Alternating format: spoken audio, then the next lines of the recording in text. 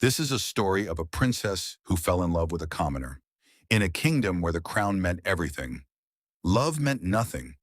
Princess Amara was born into royalty.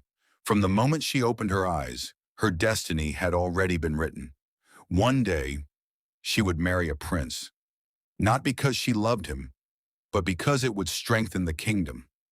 Her heart was never part of the plan. Every morning, she looked beyond the palace walls, wondering what life was like for ordinary people.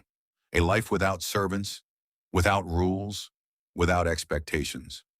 One day, disguised in a simple village shawl, she quietly slipped out of the palace and joined the annual harvest festival. The village was alive. Children laughed, drums echoed through the streets, merchants called out to customers. For the first time, she felt free. Then, she saw him, a young woodcarver sitting beneath an ancient Iroko tree. His name was Kelechi. He wasn't rich. He wasn't famous. He wasn't a prince. He simply carved beautiful wooden birds with incredible skill. Curious, Amara walked closer. Kelechi looked up, smiled, and offered her one of his carvings. He had no idea. He was speaking to a princess.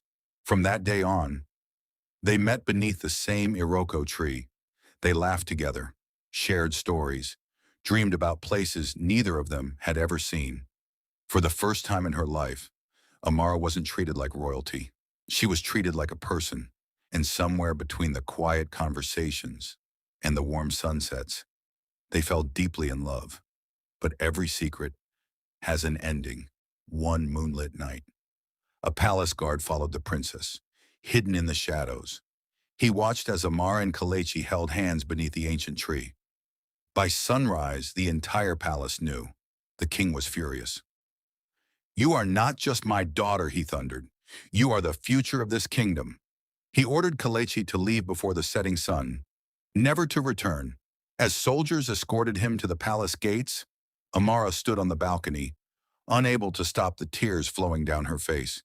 Kelechi looked back one final time. Their eyes met. No words were spoken. They didn't need to be.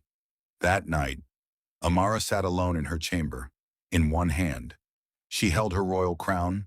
In the other, the small wooden bird Kelechi had carved for her. One represented duty, the other, love.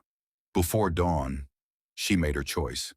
As the kingdom slept, Princess Amara quietly walked away from the palace, leaving behind the only life she had ever known. Some say, true love is worth any sacrifice.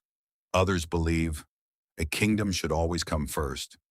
But if you were Princess Amara, what would you have chosen? The crown or love?